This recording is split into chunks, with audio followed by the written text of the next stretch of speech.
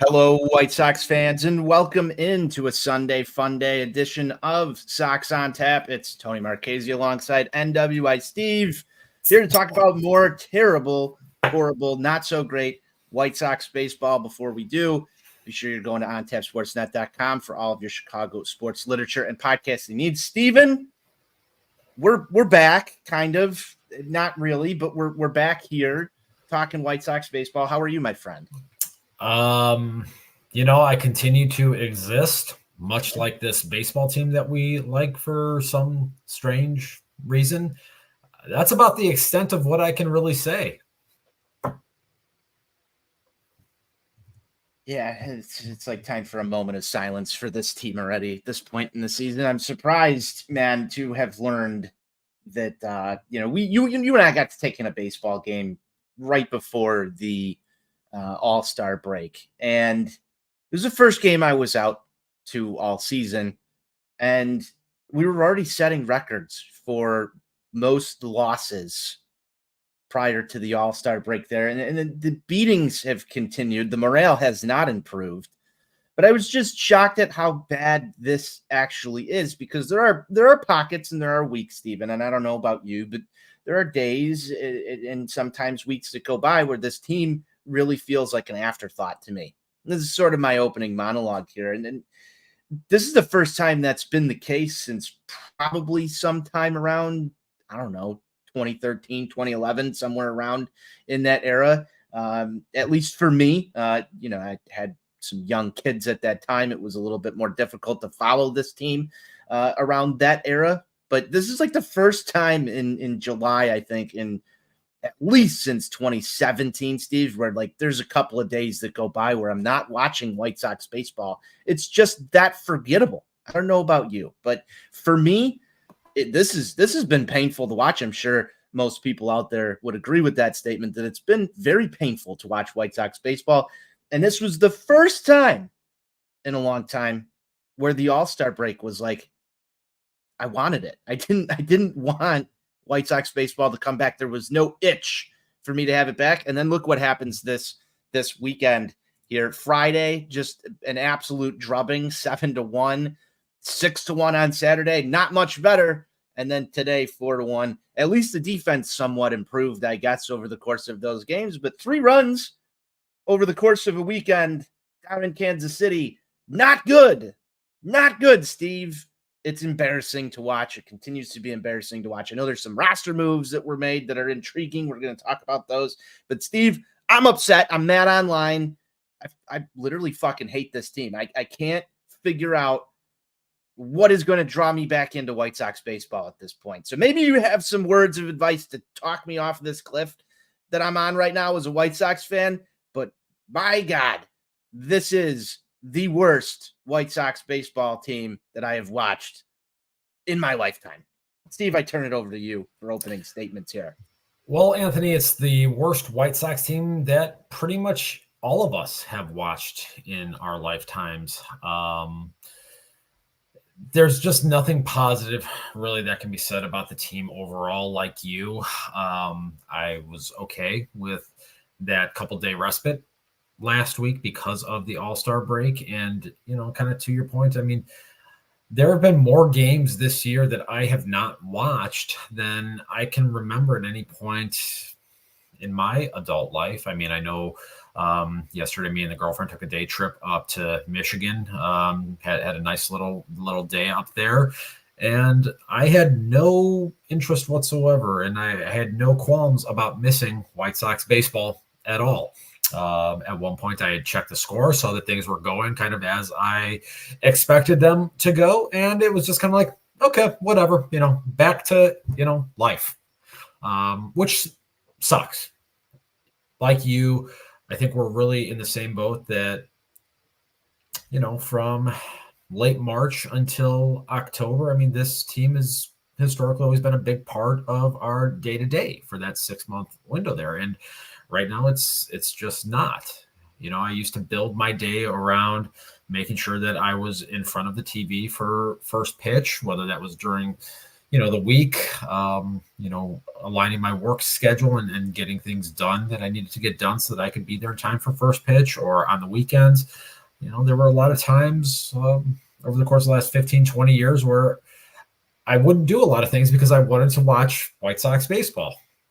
That's not the situation right now. And it absolutely sucks to think about. I don't know when we're ever going to get back to that point, but there just really isn't a whole lot of compelling stuff around this team right now. And, Drew Thorpe gave another quality performance here today, and there's some nice developments there. I don't know how deep we're going to go into this here, but I've got some thoughts I can share on what we saw from Drew Thorpe here. He's one of the guys that matters with this team, but just by and large, there's just really not a whole lot here to keep you captivated and keep you interested. And I know I've made a lot of jokes this year about people commenting on how they're not watching White Sox baseball.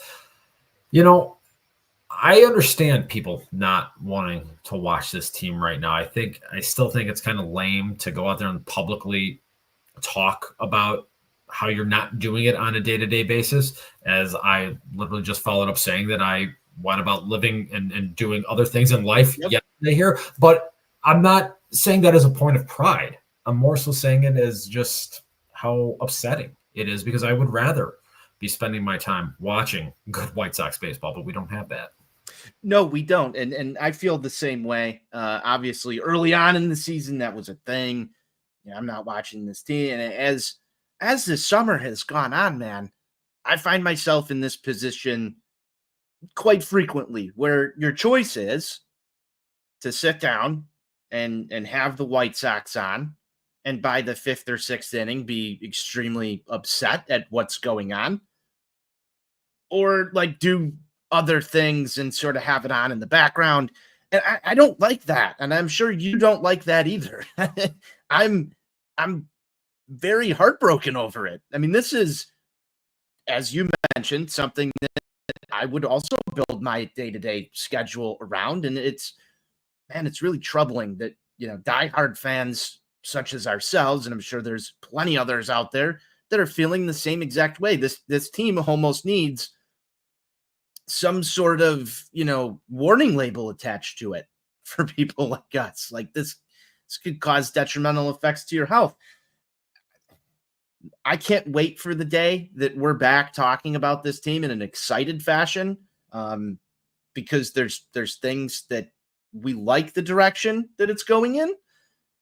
That day's not today. I know you've got some stuff to talk about, Drew Thorpe. We're going to get a little bit into this weekend's games. Steve, I'll turn it over to you.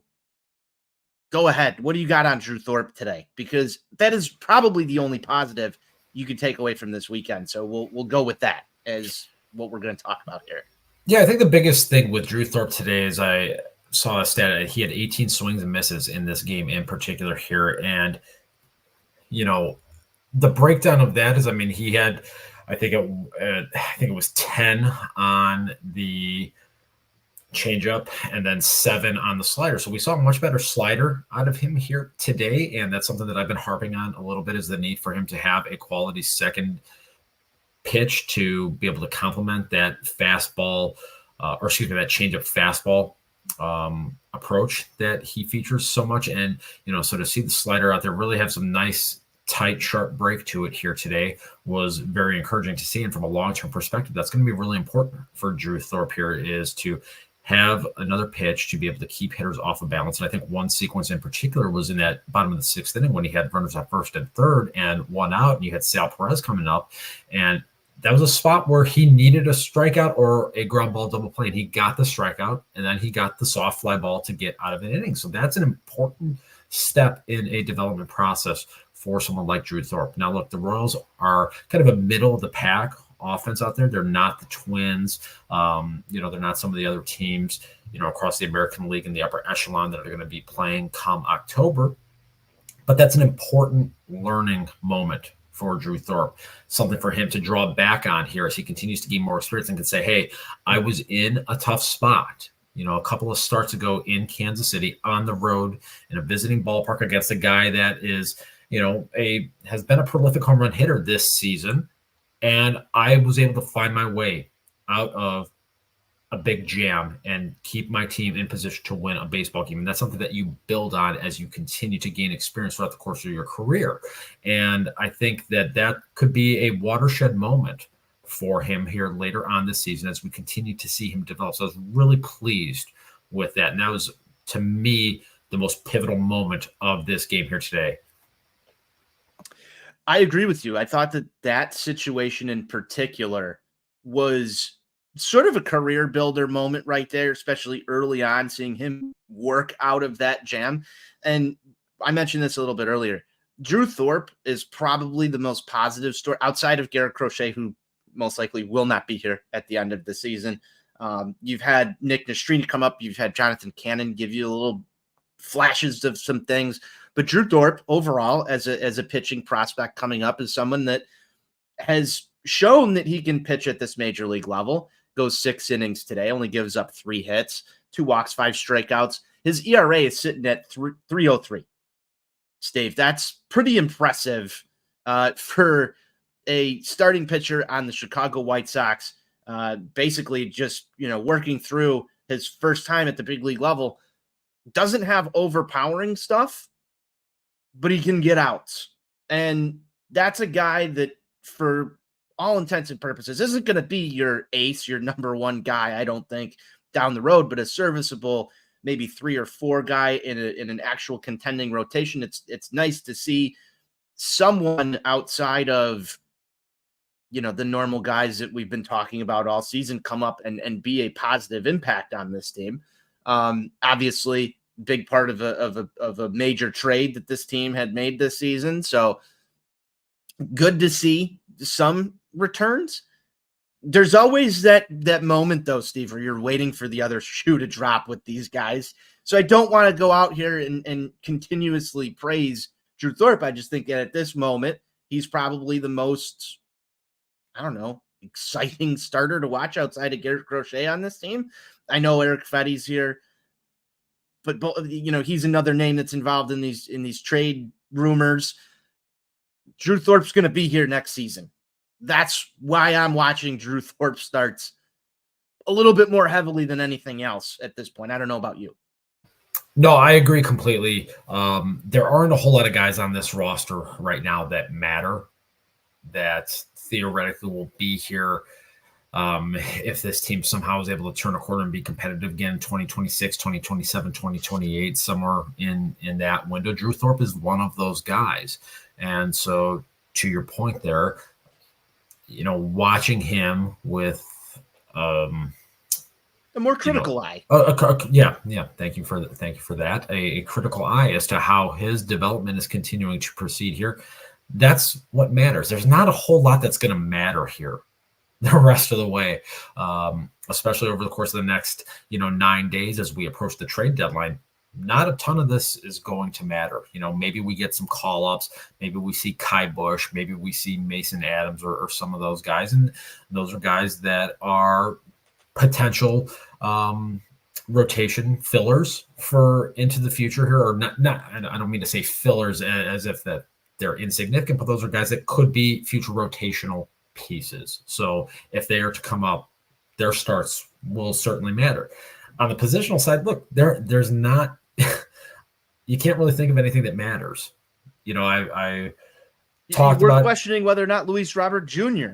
matters. Yeah, and it seems very clear, and it's becoming more clear and clear at this point that his days are probably numbered in a lot of ways here, which is going to make it even more painful to watch. And you think about things on the positional side. Look, Brooks Baldwin, who I wrote about earlier on in the week, and I think that's someone that we're going to talk about in a little more detail here as the show moves on here.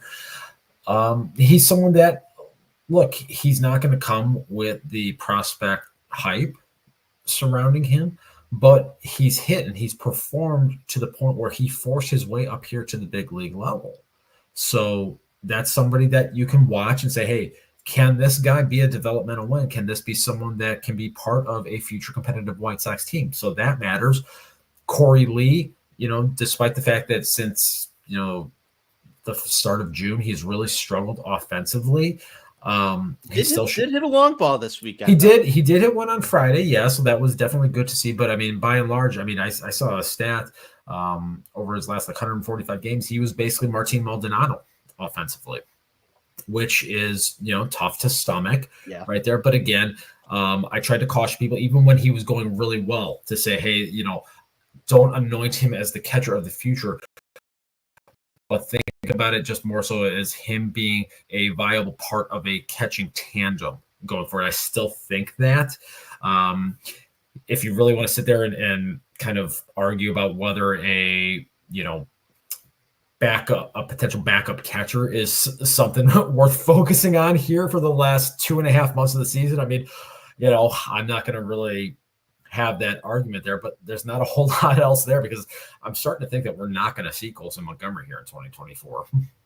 I'm starting to feel that way too. And obviously things could change during the trade deadline, but I think the Paul DeJong stuff that was, is this guy going to be tradable? I don't know if that's as lucrative on the market as it was maybe a month or two ago.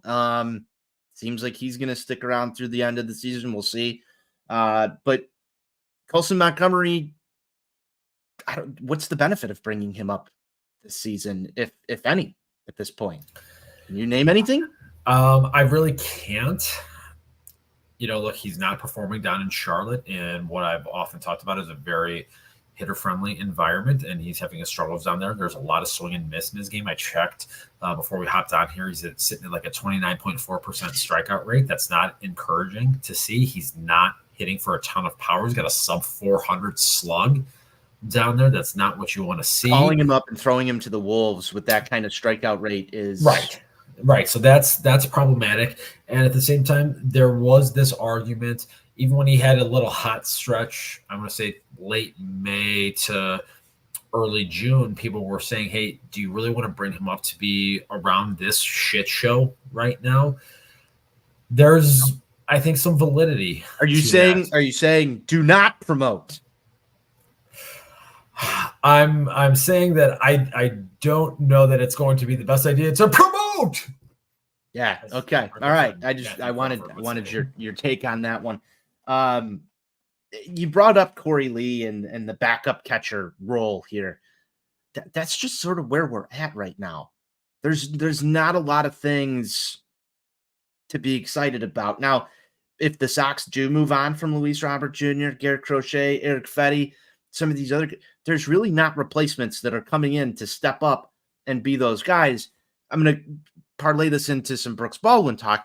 He is probably the exception to the rule here because we don't know exactly what we have with Baldwin at this point. So on the positional side, he's probably the guy you're looking at. And I'm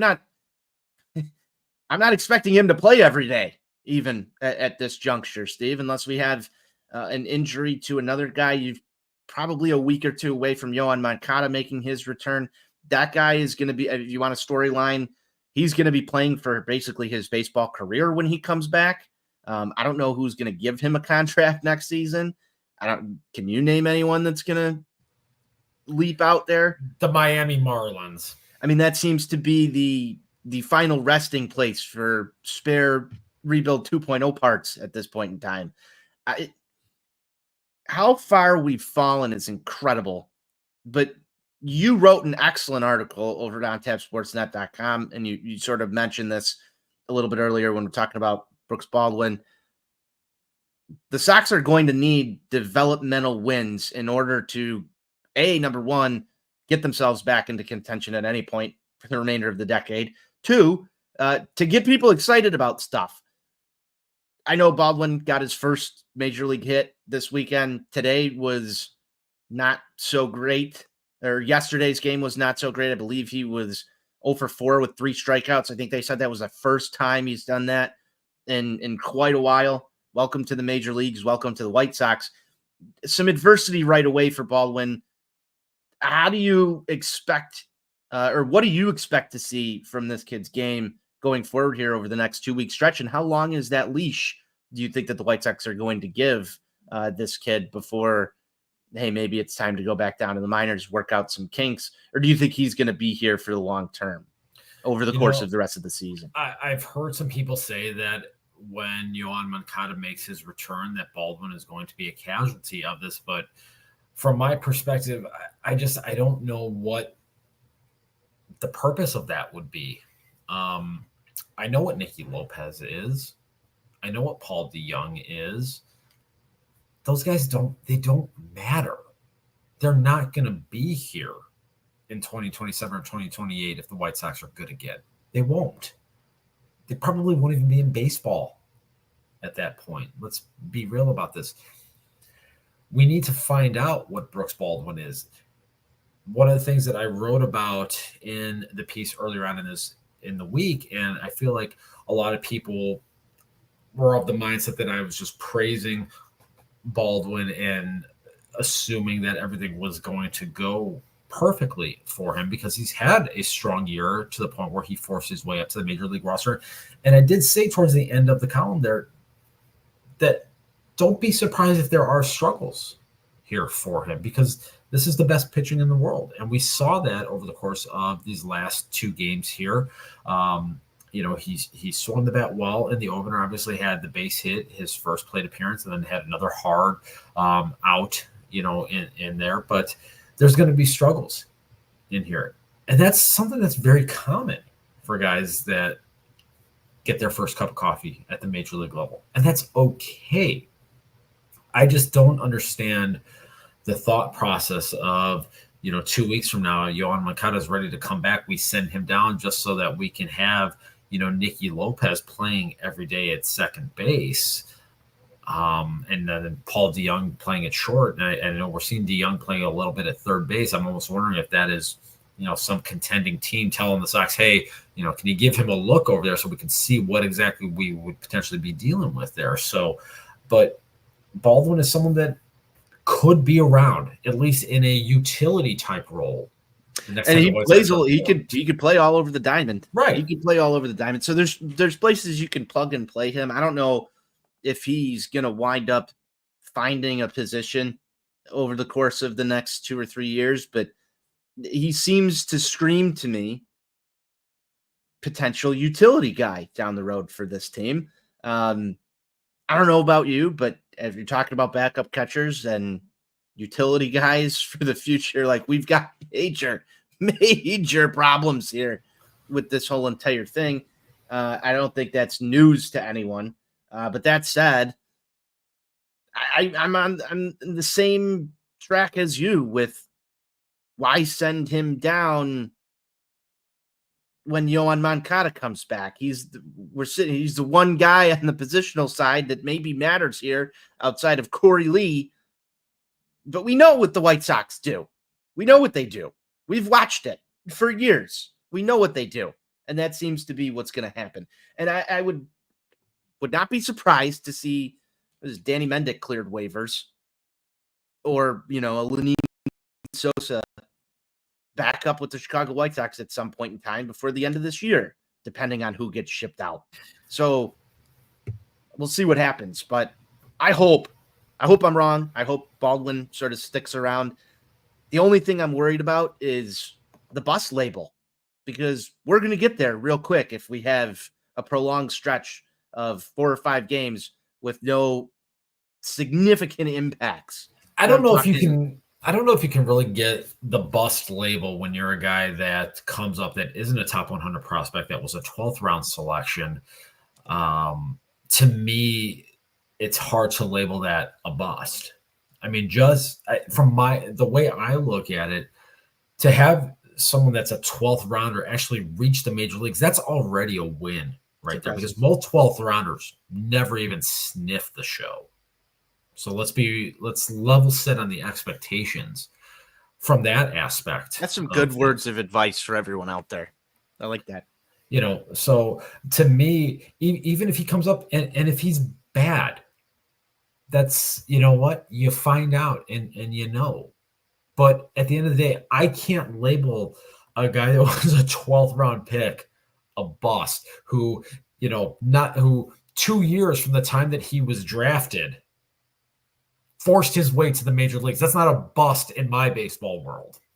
So our guy Sox Insane's in here in the comments, which everybody, if you're tuned in, YouTube, throw us some comments. We'll get them up on the screen. Nick Senzel needs to play too. We haven't even gotten to some of the transactions, but the White Sox did make a move over the All-Star break and signed Nick Senzel. You know, Kenny always gets his guy, Steve. I don't think Nick Senzel needs to play at all. Your thoughts? That's a great comment right there from our guy Besnick. I mean, you know, if we're talking about the idea of in a couple of weeks of sending Brooks Baldwin down so that Nick Senzel is allowed to continue living at the major league level, what are we doing here? Doing some White Sox shit, man. That's what we're doing. I mean, yes, that would be very White Sox, obviously, but I know what Nick Senzel is. If he couldn't even cut it playing for the Washington Nationals, who are, you know, still a couple steps above the Sox, if we're being real with ourselves. I mean, they've got the third worst record in the National League, but, you know, they're at least a good 15 games better than the Sox. And if he couldn't cut it there, I'm pretty sure I know what I'm dealing with here. I don't care if he was the former number 2 overall pick in the MLB draft. We've been down this road before. We certainly have. So many times. Just accrue a massive amount of former first-round draft picks and see what works. That seems to be the White Sox way sometimes. Don't know. Steve, a couple other roster moves that were made now that we're on the topic. One, Martin Maldonado, all-star snub, is no longer with the Chicago White Sox. What was your favorite moment of the Martin Maldonado era? My favorite one, and this was something I talked about the night that it happened, because I did think that in that particular moment, it was important. The Garrett Crochet start against my Barbs in early April, when Crochet got himself into a little bit of a pinch in, I believe it was the 6th inning, and Maldonado made a mound visit when the number 9 hitter was coming to the plate with Ronald Acuna on deck, and told him, hey, this is the guy you want right here. Focus, bear down, and get this guy out. And Crochet was able to respond with getting a strikeout and getting himself out of a jam right there. That's about all I got right there. The thing that I'm wondering right now is, because we heard so much about his veteran leadership, his ability to guide and lead the staff. Apparently that stopped somewhere around like July 17th. So that's not needed anymore, I guess. Somebody explain that to me. It was interesting to me too, because that was the ticket that they were running on, was all of this veteran leadership and the veteran presence and knows how to handle the staff. You would think that would make him ultra important down the stretch of this season. It's already a lost year by all accounts. Wouldn't you want him around as guys like Garrett Crochet and Eric Fetty sort of fall out of the rotation? And I would think, especially like if you're going to bring up guys like Mason Adams or a Kai Bush and some of these other young guys, you know, if you bring back a Nick Nastrini, I mean, isn't that veteran leadership? Isn't that just as important come August and September, as these guys are trying to battle their way through the longest baseball season of their lives? Now you're telling me that this leadership isn't that important? Help me out here. I don't know. I'm baffled. I'm baffled that they number one brought him on in the first place. I thought that was interesting. We know is the word you're looking for. We're not going to see Max Stassi. I believe his season is over. So you're riding with Corey Lee. I don't know what Edgar Cuero's doing down there. I wouldn't do the Edgar Cuero thing right now. I would just let him. And you are anti-promote today. I mean, there's another way that they could theoretically do this. They could figure out whatever that manipulation point is in the schedule to where You're they not going to would burn the. where you wouldn't burn the rookie status to where, they come up next year, and if they play well enough to win Rookie of the Year, you could recoup a draft pick out of it. Maybe we see that. I don't know when that point is in the schedule. I would think it's got to be like maybe like September 15th ish. I don't know. But maybe they do that. So I don't know. Maybe 2 months from now, maybe we see Edgar Carroll. But if it were me, I'm not rushing him up here right now. I mean, just go with Corey Lee and Chucky Robinson, and whatever. Yeah, and these are all the intriguing reasons to tune in to White Sox baseball on a daily basis. Steve, some other just minor news and notes. Looks like I don't know if you're a big leisure guy, but he's sidelined with an injury. That's some news. As well as Mike Soroka. Did the Sox still really destroy the Dodgers in that Lance Lynn deal from a year ago when they got Nastrini and Leisure? Because I was told that they just absolutely torched them, that it was an absolute heist. I mean, it was sort of like, I don't know, I'd still maybe call it even at this point. I'd say it stinks for both sides. Yeah, I mean, it's bad for bad. It's bad for bad. I don't think the Sox destroyed them. I don't think the Dodgers really got what they needed in Lance Lynn there. But, for all intents and purposes, neither of those guys have lived up to the billing so far of what we were told was going to happen there. Jimmy Lambert's beginning a rehab assignment. That's some news. You ready for the Lambo to be back? Listen, let's get the Lambo fired back up, baby. That's it's been in the garage for far too long. That was a guy that I forgot existed for a little bit there, and I'm sorry, Jimmy. I should have remembered that you were on the shelf. Bullpen needs innings.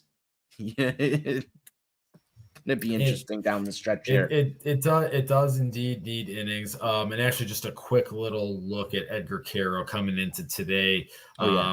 In his 7 games down in Charlotte, he's slashing 240, 345, 400. So, he's taking his walks. He's got 1 home run to this point. So, making a lot of outs, not lighting the world on fire offensively, but still showing some good plate discipline that has been a little bit of a hallmark for him. But let's just see what happens here. And there's still time left down in the AAA season. Yeah, exactly. So let's not rush that. Man, trade rumor time. Because we can't do a show without talking about trade rumors. So we're going to talk about them now. We're about halfway through this thing at the half-hour mark. I think that's a perfect time to bring up the trade rumors, Stephen. And we've had some noise this week. I'm actually surprised that Garrett Crochet hasn't moved yet. I don't know about you, for all of the smoke that has surrounded his name. We heard in Bob Nightingale's column last Sunday that the White Sox turned down an offer from the San Diego Padres. There wasn't any sort of leak around what that trade package looked like. So I don't know if, we're going to fact check this one, how much I truly believe in, this being a really good offer for Garrett Crochet. Do you believe that this was, an excellent package for him that gets turned down? Or do you think we're going to go down to the wire with this Garrett Crochet stuff and may the best bidder win at the last minute? What are your thoughts on the Garrett Crochet saga that is the 2024 Chicago White Sox right now? Well, I think at this point, it's pretty clear that Chris Getz is going to work to get his asking price. So he's obviously set the bar very high on what he expects in return for Garrett Crochet, as he should. A couple of weeks ago, I highlighted the concerns about why a potential return may not be as great as what fans are wanting it to be, just due to the innings limitations, as we've already seen him starting to be pared down from an innings standpoint. And a contender doesn't really know what they're going to get from him down the stretch. With that being said, a little birdie, told me that, especially with the selection of Hagen Smith with the number 5 overall pick in the draft last Sunday here, that almost all but guarantees that Garrett Crochet is going to be dealt here before the deadline. And I know that is something that our pal Boob, #confirmed, has stuck to here for several weeks. So do I think that it probably happens? I think if I'm a betting man, which everybody knows I'm a big better guy. You are a huge better guy. I am big better guy. I would say it's probably a 2/3 chance that he gets moved at this point here. What that return is going to look like, it's hard to say. I still think that, just given the shallowness of the farm system, and particularly the needs that they have from an everyday position player standpoint, I feel like they're going to target guys that are close to major league ready. Somebody that we could maybe see playing at the corner of 35th and Shields in August and September. You think back to 2013 when this team moved Jake Peavy in a 3-team deal with the Ginger Sox and the Detroit Tigers. The core piece of that return for Jake Peavy was Avisail Garcia, who, went down to Charlotte for a couple of days and then was immediately back, or excuse me, not back, but called up playing center field for the Sox 11 years ago. So I wouldn't be shocked to see a scenario similar to that. So whether that's a team like the Baltimore Orioles, the Yankees are being thrown around here. The Dodgers are well in the mix here. I don't necessarily know that there's going to be a shortage of teams looking to acquire Garrett Crochet, but I think in a lot of ways it's probably going to depend upon what the Sox can extract back in return that they could almost immediately plug in to the everyday lineup for this team over the course of the last 2 months of the season. There you go. I'm of the ilk that's a little bit higher than 2/3. I'd say probably more like 85% chance is where I'm throwing my takeout on a Garrett Crochet trade. I think it goes down to the wire, though. And I'm curious to ask you this question. First trade, who do you think's gone? Who's the first guy off the board for the Chicago White Sox? I think the first guy off the board is Erick Fedde. I think tomorrow's the last time we see him in a White Sox uniform. I will be very shocked if he boards the team plane when they leave from Arlington Thursday afternoon to come home next weekend to take on the Seattle Mariners. With him being the starter for the game tomorrow, I really feel like that's going to be the last time that we see him in a White Sox uniform. Yeah, and both of these guys, I believe, have some extra control attached to them on these contracts. So that, I know you talked about Garrett Crochet's price being somewhat determined based on, what you're going to get from Garrett Crochet down the stretch this year. I think that there's definitely some extra incentives as to why you acquire Garrett Crochet. The same can sort of be said for Erick Fedde. I think it's an easier deal for the White Sox to make. That's why I also agree with you that he's the first name off the board. That said, the price for Fedde can sort of help the White Sox establish what you're going to look for a little bit above with a Garrett Crochet trade here. Steve, I don't know if you're going to get major league ready guys for Fedde, but do you see them getting, I don't know, maybe a top 20, top 15 guy in a system? What are you expecting back from Erick Fedde here? I think they'll get a top 100 guy for Erick Fedde. Maybe, somebody in like that 80 to 100 range right there. And then maybe one other guy with it. I almost feel like little lottery ticket guy. Yeah. That to me seems like what would make the most sense because look, you're talking about a half of a quality season here at the major league level. His previous experience when he was with the Washington Nationals was not positive. So you're not going to get an earth-shattering deal for him. But again, I think with that being said, I think if you can get somebody in that 80 to 100 range from on those top 100 prospect lists for a guy that you took a flyer on out of Korea, which I know we don't do this a lot, but I think that is something that the Sox scouting should be applauded for recognizing Eric Fetty as someone to target and work hard to acquire. So, kudos to you on that. We take you guys to task a lot for things. This was something that you deserve credit for. Now go do some fucking more of it. Yeah, I wholeheartedly agree with everything you're saying right there, Steven. The fact that they were able to acquire an asset, not screw him up when he came over to the Chicago White Sox, and you're sitting pretty on this one right here. He's got a ton of value on the market. Starting pitching is always a premium at the trade deadline, and you've got that extra year of control on it. This is a nice piece that they have that can be moved. Outside of those two names, Garrett Crochet, Eric Fetty, is there any other guy on this pitching staff? Maybe a Michael Kopech. I don't know. Is there anybody else that you can see getting dealt at this deadline in a meaningful move? Well, there's still a lot of smoke around Luis Robert Jr.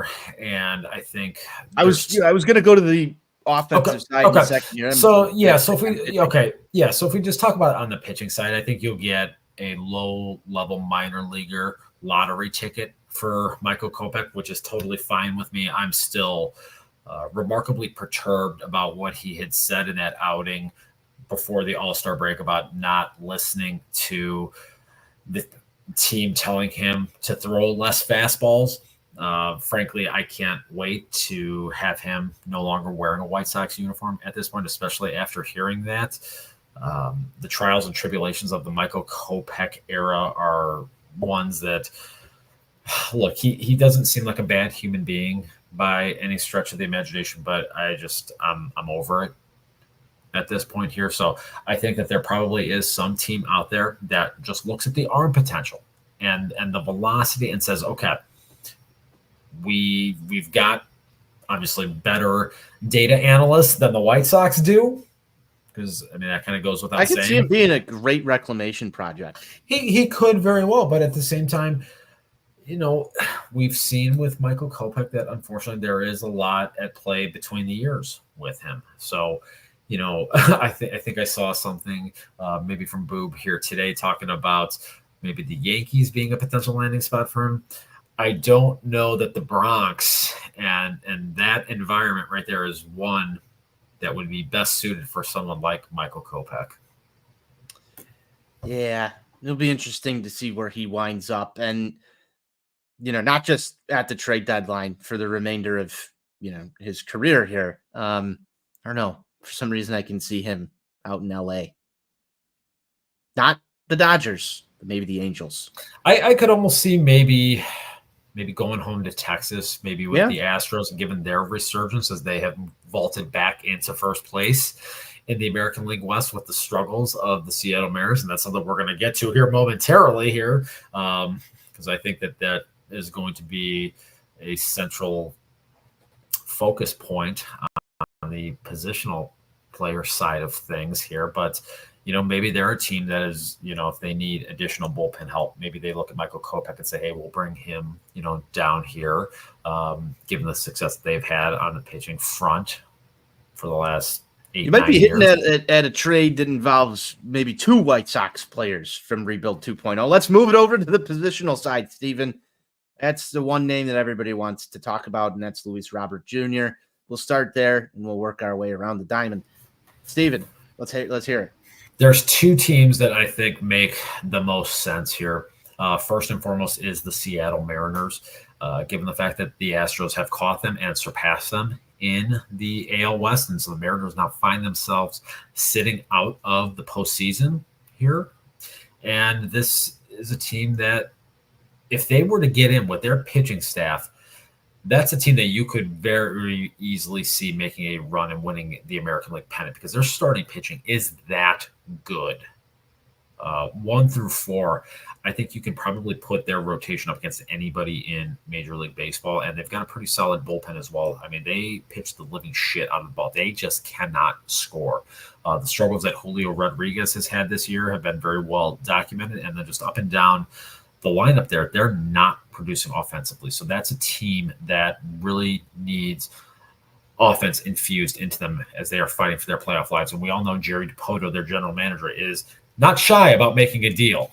He, I joked about this previously that I think the trade deadline passing might be the saddest day of the year on Jerry DiPoto's calendar for him. But, if there's a guy that I think will throw all the chips in, given what he's got on the pitching side, I could see Jerry DiPoto and the Seattle Mariners doing that. And they've got a pretty highly regarded system here. So that's one team that I'm focused on when it comes to the Luis Robert Jr. trade sweepstakes. The other one that immediately hops out to me is the Philadelphia Phillies and Dave Dombrowski. That's a very much Dombrowski move. There's a thread from my guy Brian Bannister going back to 2018 when they were both employed by the Boston Red Sox after they had won the World Series. And Bannister talks about Dombrowski and how he goes about team building and his emphasis and his belief in building around blue chip superstar talent. So that, to me, Luis Robert Jr., they need to address their center field position in Philadelphia right there. And he would go about doing that. Obviously, you've got additional contract control there with 3 extra years to it.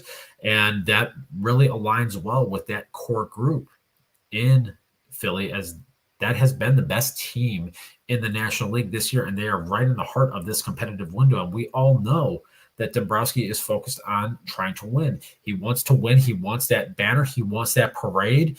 And then when that core group ultimately hits the wrong side of the aging curve, whatever happens, happens. Because as I say all the time, flags fly forever. And that's how Dave Dombrowski looks at this.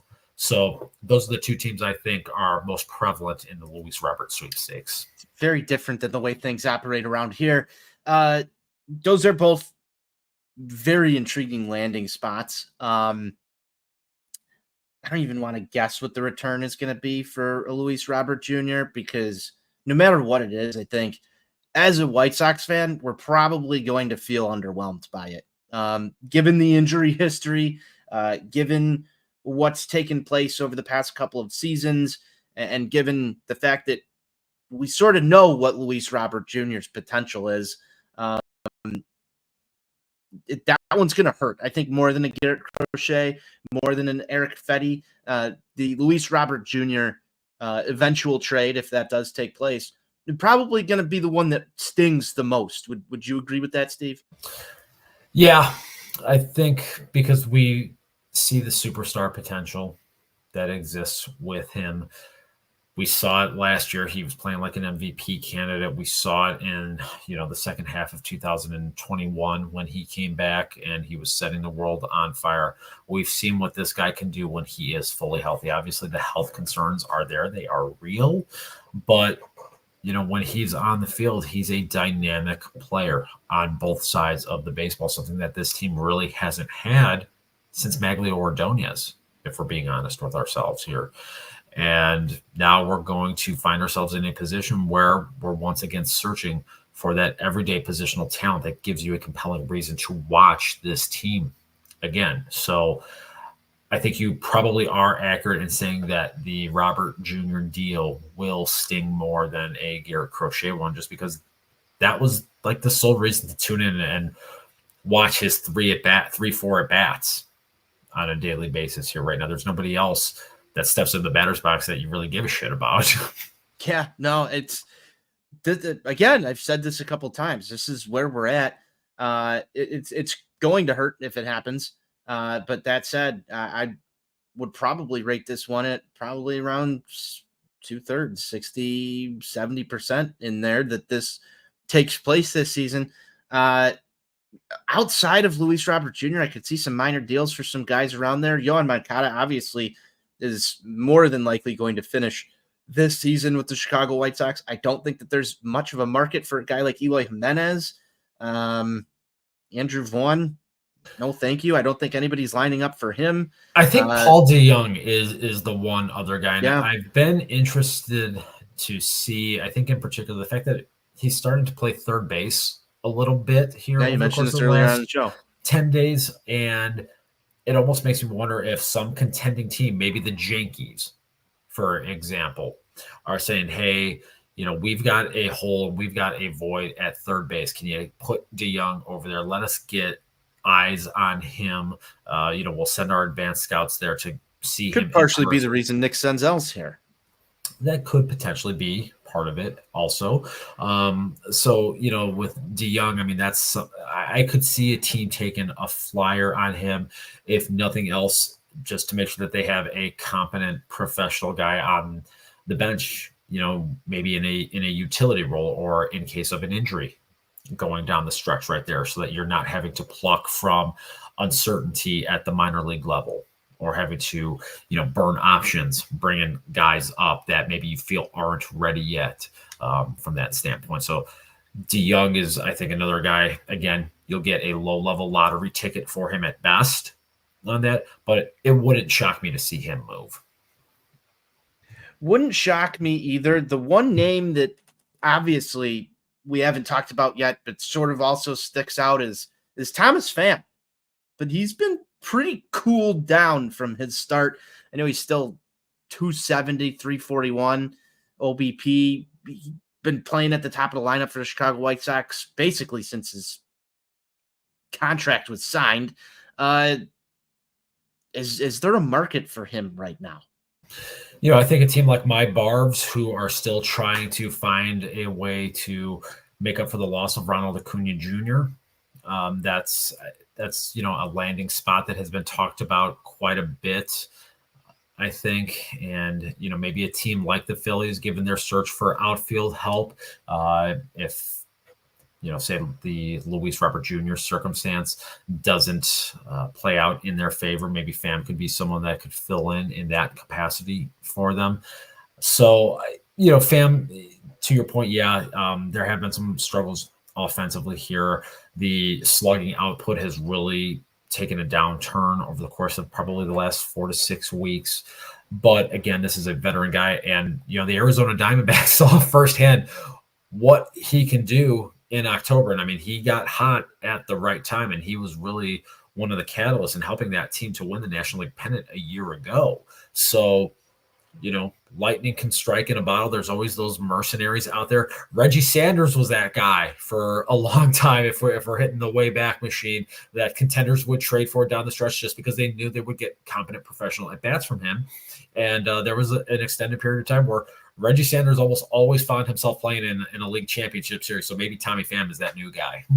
Could be. I'll be interested to see if he does move. I think, that one to me is a little more 50-50 at this point. Just, I think it really depends on, the Luis Robert Jr. situation and who's got their eyes on, the full prize here and not the secondary offering from the Chicago White Sox. We'll see what happens.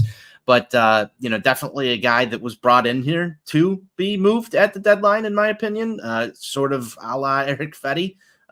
We'll see what the White Sox get from this. But I think that's probably more lottery ticket type stuff.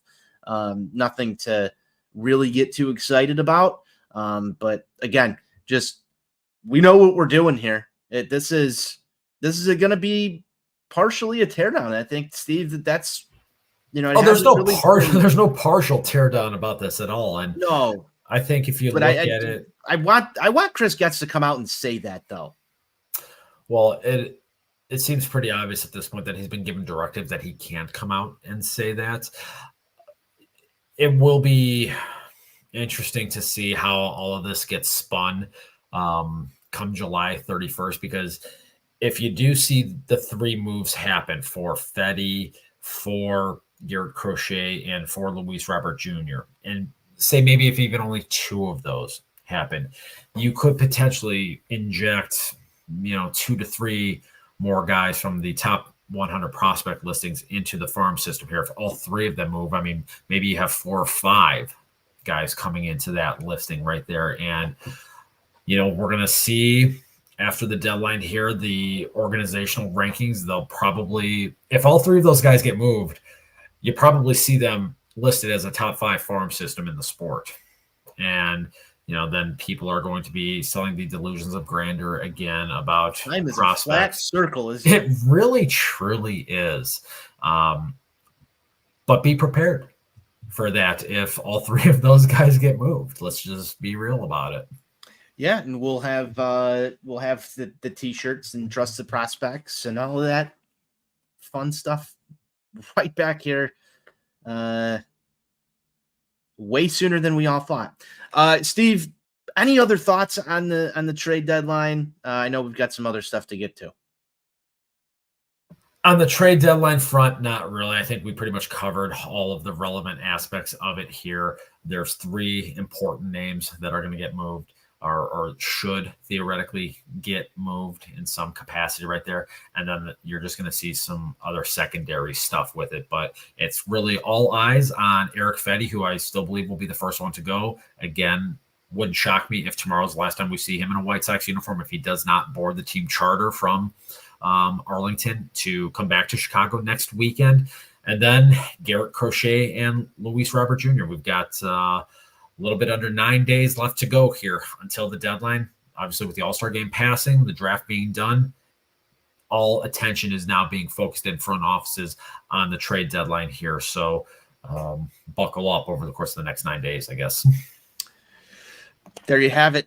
We've got a comment in here from Sox Insane. I see you brought this one up. How about Bruce Levine floating Terry Francona's name on the score the other day? I think the consensus is that Pedro Grifol should not be here next year.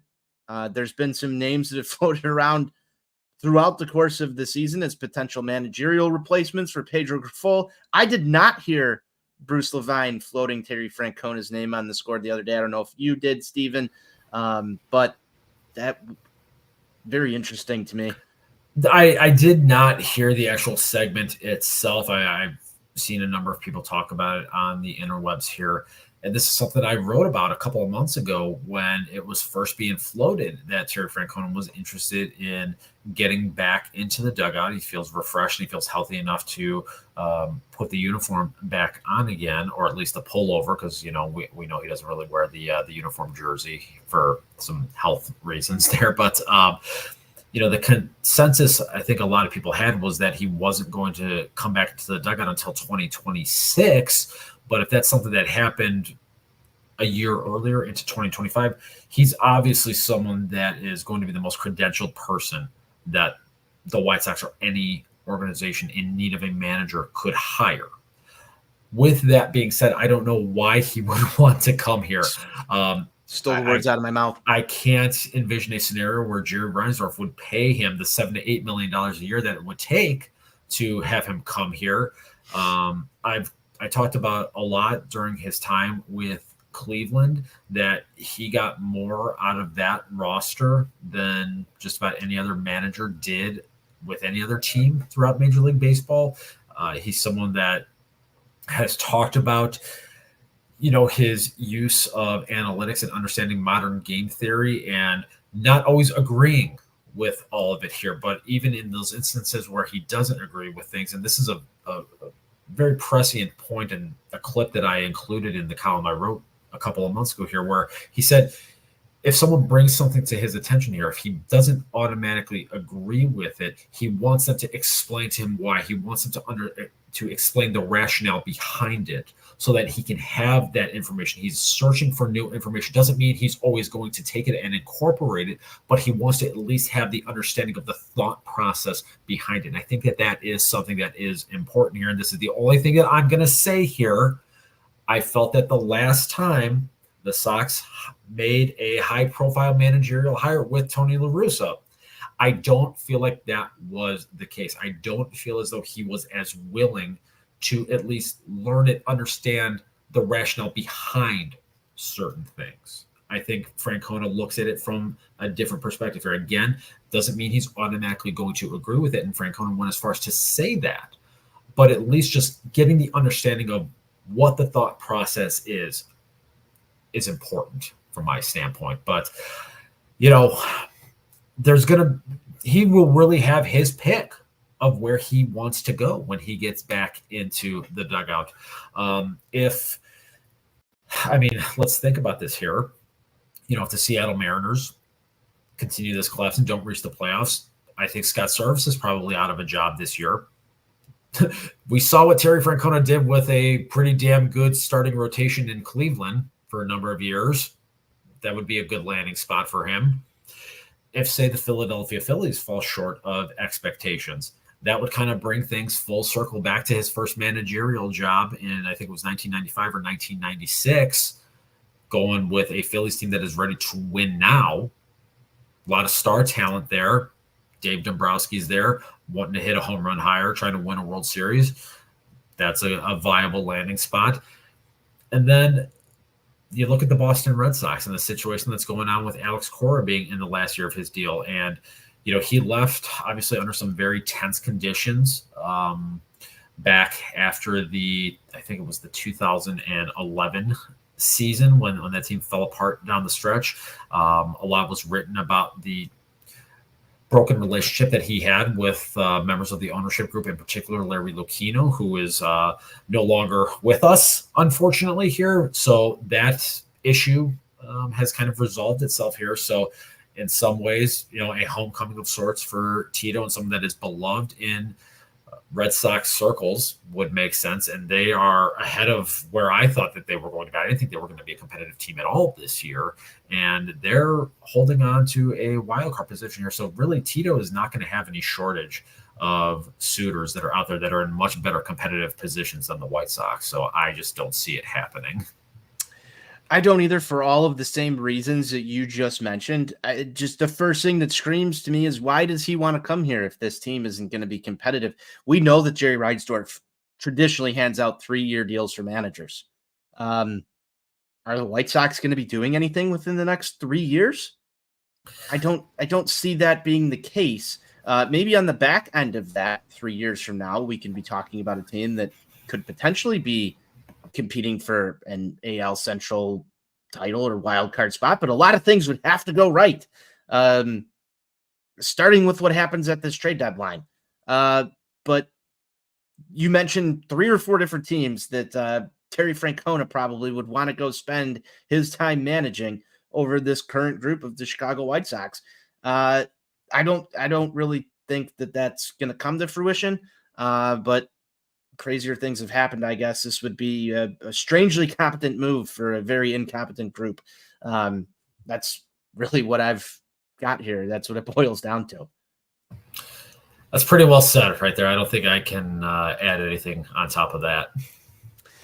Well, Steve, we've crossed the hour mark. Let's take a look ahead for what's on tap with the Chicago White Sox. We got a 4-game set in Texas. Do you think we're going to get a win in these 4 games against the Texas Rangers? All 7:00 starts up until Thursday. It's a 1:35 start on Thursday. There's no days off. Let me tell you this. There's no days off. I believe August 8th is the next day that we will be without our beloved Chicago White Sox gracing our televisions with their presence. Any wins here, Steve? You got one for me, if that? No, I don't.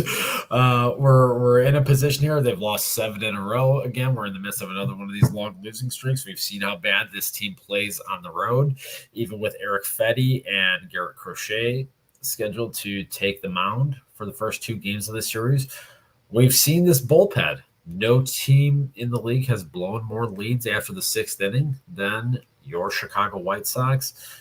There's no reason to trust this bullpen. And they scored 3 runs here for coming out of the break. There's no reason really to believe that the bats are all of a sudden going to wake up here. So I hate to say it, but I think when they come home to face the Seattle Mariners on Friday, they're probably in the midst of an 11-game losing streak. And just how long can this go, Steve? We've got 4 with the Rangers, 3 with the Mariners, and then Kansas City, who's had the White Sox number, as we just witnessed this weekend, closes out the month of July. Then you've got the Twins, and Oakland comes to town, or, we're in Oakland, which is our last stop, I believe, out there at the Coliseum. Wouldn't it be fitting to see them lose all three of those. And then it's the off day, and then you've got the Cubs and the Yankees and the Astros. And I'm struggling to find a win here. There's not a series win, in my opinion, in any of these. We could be sitting, where are we at right now, loss-wise? 72, 73? 74. 74. We're at 74 losses. I mean, by mid-August, this could be a 100-loss team. I think it more than likely will be a 100-loss team by the time we get to maybe August 15th here, give or take a day in that mix. We're kind of in another one of these pockets of the schedule like we saw, I want to say it was mid-May till the last weekend of June there when things went really bad. And we're kind of back in another one of those spots here right now. And if you subtract Garrett Crochet, Luis Robert, and Eric Fetty from this, I don't really know how that's going to improve things, if we're being honest with ourselves. So the beatings will continue, as they say. Yeah. Well, that's just the situation we're in. The Chicago White Sox are bad at baseball, and we're going to continue to watch bad Chicago White Sox baseball and talk about it here at Sox on Tap. Steve, any closing thoughts that you have before we get on out of here and continue on with our Sunday in un-White Sox related fashion? Closing thoughts. It's all bad right now. It's all bad. And I guess, tune in Tuesday night to see what I think will likely be Garrett Crochet's last start with the Chicago White Sox. So enjoy it one last time, I guess. It's unfortunate that we're in this position, but as I've said multiple times, this is where we're at. Steve, thanks for hopping on here this afternoon, talking some White Sox baseball. For all of you out there, be sure you're going to ontapsportsnet.com. We're going to have plenty of trade deadline coverage as the Chicago White Sox embark on a continued path of rebuild 3.0. We're probably going to have some content coming your way around the trade deadline. We'll see what we can do to make this fun and interactive as we get there. Steve, let's close it down how we always do. White Sox forever. White Sox for life.